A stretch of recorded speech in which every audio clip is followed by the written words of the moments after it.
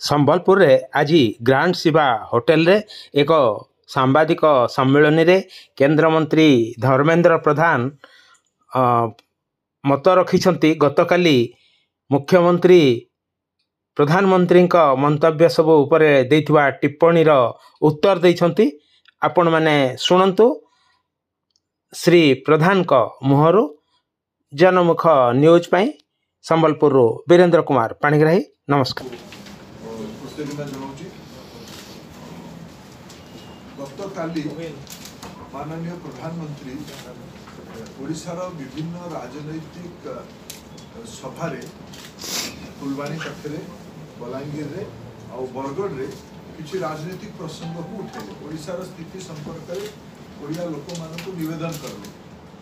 सी निवेदन में कहले कि ओडिशा रे 25 वर्ष गोटे दल को शासन दायित्व दि जाइए। ओडिया लोक माने देले गोटे 25 वर्ष गोटे पीढ़ी पूरा तैयारी हो जाए। जन्म हवा पर आजिकल तो गौतम सहयोग कर 25 वर्ष भितर गोटे पिला पुरुषार्थ को पहुंची जाए।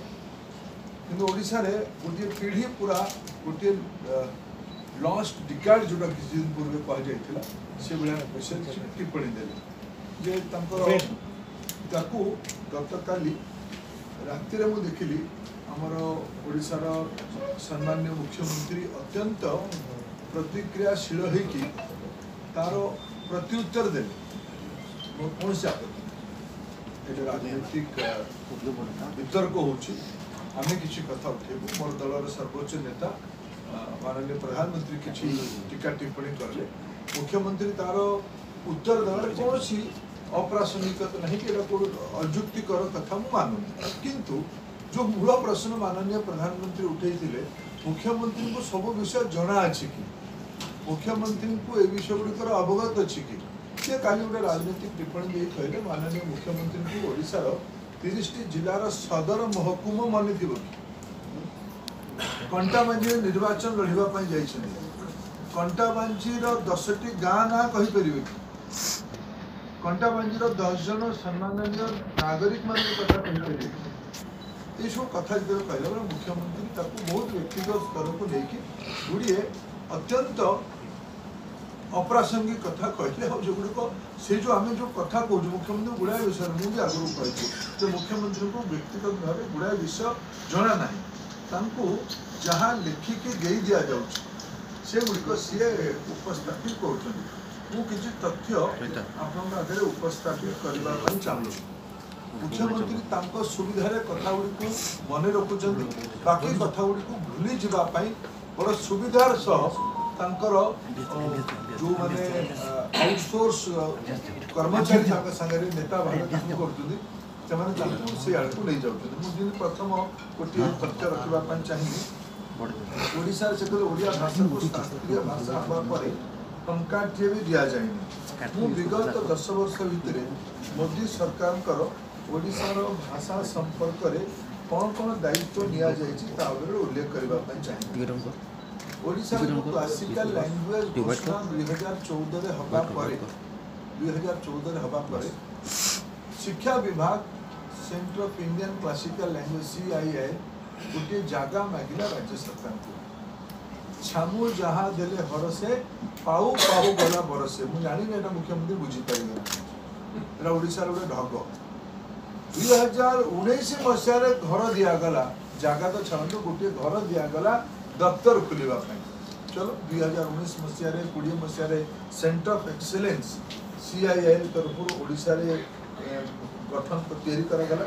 ओडिशार जड़े सुनाम धन्य भाषाविद डॉक्टर वसंत पंडा से दायित्व रही 30 कोटी टंका से अनुदान दि जाइए विभिन्न ओडिया भाषा साहित्य को गवेषणा करने।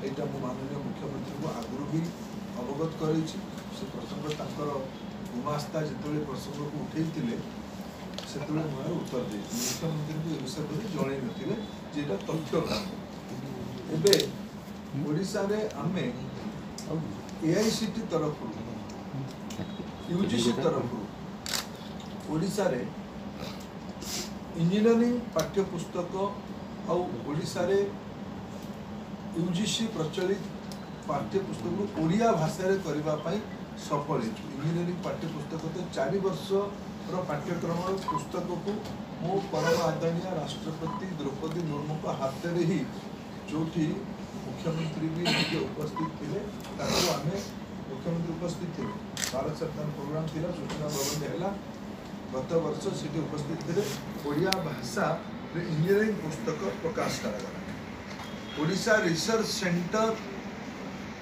खोल जाए पश्चिम ओडिशार ओडिया संस्कृति सभ्यता को अधिक गवेषणा करने आईआईएम भुवनेश्वर संबलपुर रे रंगवती सेंटर को स्थापित कर ओडिशार किछि प्रमुख आदिवासी भाषा देसिया कुई गदबा जुआंग किसान सांताली और सौरा भाषा रे वर्णबोध तैयारी करा जायछि। भारत सरकार ओडिया भाषा प्रति प्रतिबद्धता विषय रे मुख्यमंत्री को तांको सहयोगी माने अवगत करि नाथि बोली मोर स्पष्ट मत। आउ गोटे कथा मुख्यमंत्री उठेल जो प्रधानमंत्री टिप्पणी कहे कि दुई थर ओडिसी गीत को क्लासिकल सॉन्ग भावे करने अनुरोध कर रिजेक्ट कर एटा ही मूल प्रश्न मु अत्यंत विनम्रता सह माननीय मुख्यमंत्री को अवगत करूची आपन माध्यम ओडिशा वासी आगे गोटे सत्य कथा रखुची।